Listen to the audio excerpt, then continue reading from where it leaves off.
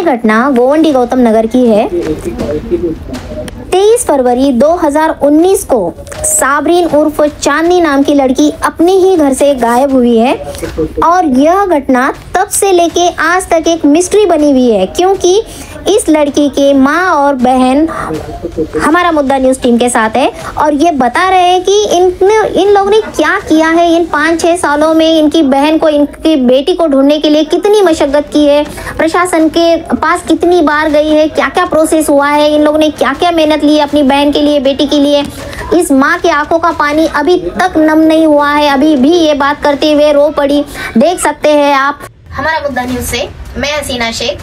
आज हम गवंडी में गौतम नगर एरिया में है और यहाँ पे एक फैमिली है, अंसारी फैमिली, जिनकी बेटी 23 फरवरी 2019 से गायब है।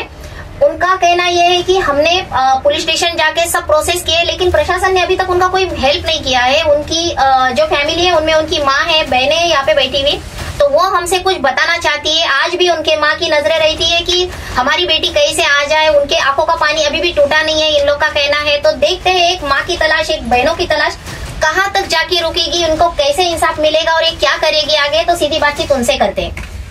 तो ये उनकी बड़ी बहन है, देखते हैं इनका ओपिनियन क्या है। मेरी बहन 2019 23 फरवरी को गुम गई थी, तब से अभी तक वो मिली नहीं है। इस बात को अब तक 6 साल कंप्लीट हो चुके हैं। अगले आने वाली फरवरी से 7वां साल शुरू हो जाएगा। इस बीच हम लोगों ने बहुत बार जो प्रोसेस होते हैं, लीगल प्रोसेस, हम दोना पुलिस चौकी के पास ही सामने ही रहते हैं, हमने वहां जाके उसकी पूरी कंप्लेन करी है। जो पुलिस वालों ने जैसे प्रोसेस बताया हमने पूरा वैसे ही गो थ्रू किया है। हमें एक लड़के पे शक था, उस वक्त वो हमारा कजिन है, उसके ऊपर शक था। हमने पुलिस वालों को उसके अगेंस्ट कार्रवाई करने के लिए बोला, लेकिन हम लोगों उस वक्त वहाँ पे पुलिस स्टेशन में चंदन सर हुआ करते थे। उन्होंने पूरी तरह से, जैसे हमें लगता है कि पूरी तरह से जैसे हमारी हेल्प करनी चाहिए, उन्होंने हमारी हेल्प नहीं करी है। और अगर वो करे होते तो शायद हमारी बहन इतने सालों से मिसिंग नहीं होती, वो हमको अब तक मिल चुकी होती। जैसे कि आपने कहा कि आपको आपके कजिन पर शक था, तो उस कजिन का नाम क्या है और आप क्यों उस पे शक करने के लिए मतलब आपको मजबूर होना पड़ा, क्या बात हुई थी ऐसी? जिस दिन मेरी बहन तो 23 फरवरी 2019 को गायब हुई, वो लड़का 24 फरवरी 2019 को बराबर 24 घंटे पूरे होते होते गायब हो गया।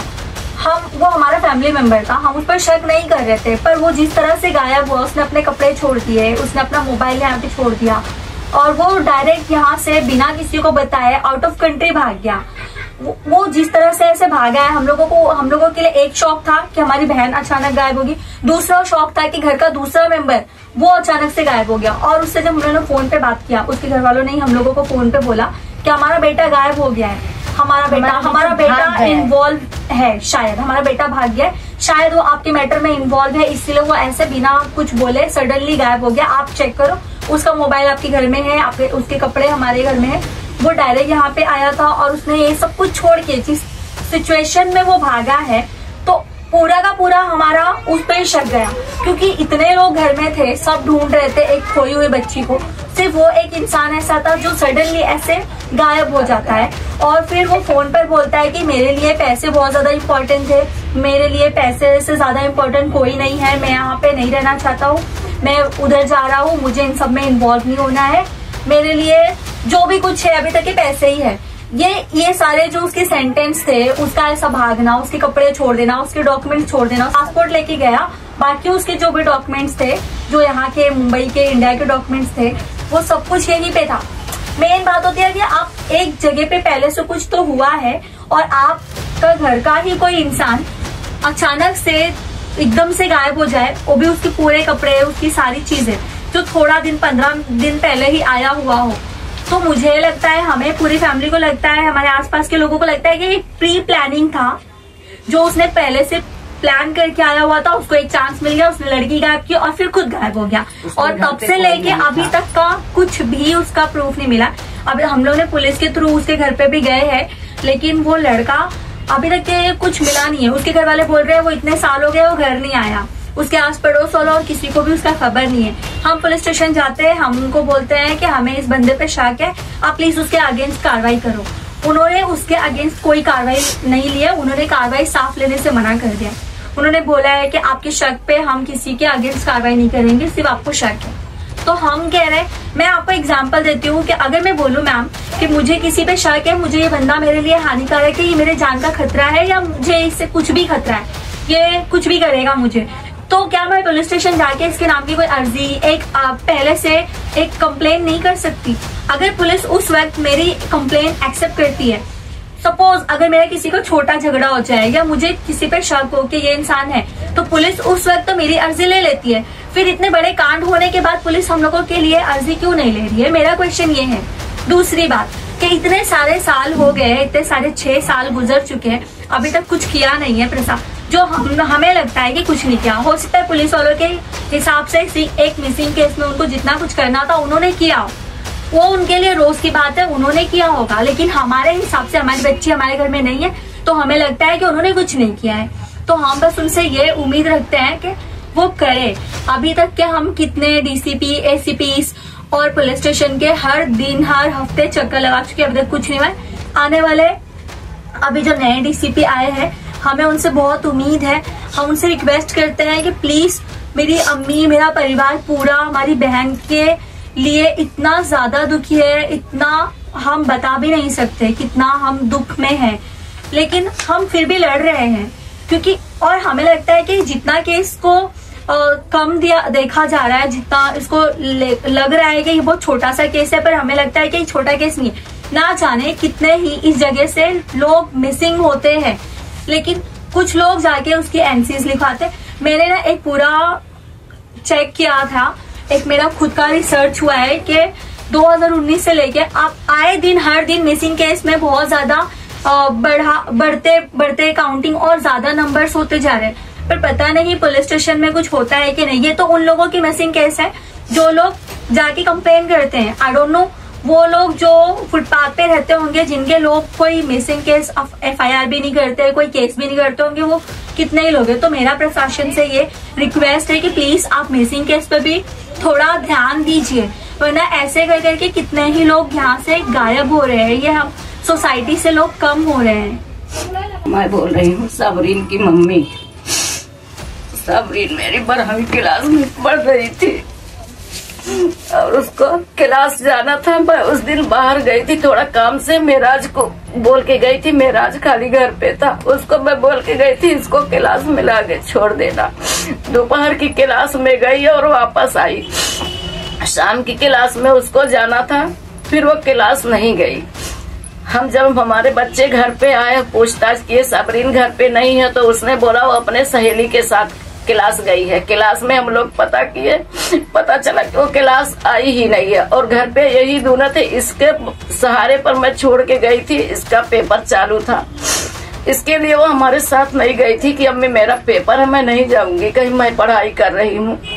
और जब लड़की गायब हो गई, नहीं मिल रही है, रात में हम लोग ढूंढे तो मेरा थक गए, हम लोग ढूंढ के गए चौकी में, वहाँ NC डालने के लिए मेरा साथ में गया, सारी बात वहाँ सुना उसने।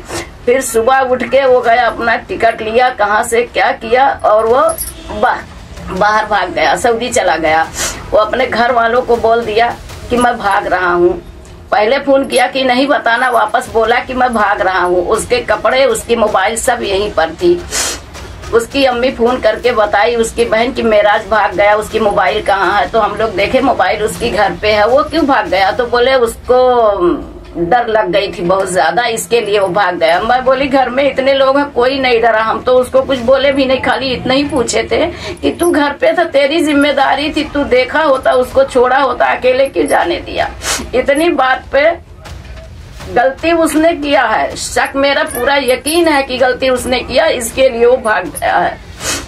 उसको सामना करने चाहिए था साथ में रह के, लेकिन वो सामना नहीं किया, चुप्पे से छोड़ के अपना कपड़ा, अपना मोबाइल सब भाग गया बाहर गाँव। अभी तक हम इतनी कोशिश कर रहे हैं, इतना ढूंढ रहे हैं, उसको बुलाने की कोशिश पुलिस चौकी में बहुत किए कि वो आके अपना बयान एक बार दे दे कि हमने कुछ नहीं किया है। मगर 6 साल हो गया, हमको पता नहीं कि वो आया है कि नहीं आया है वापस अपने गांव।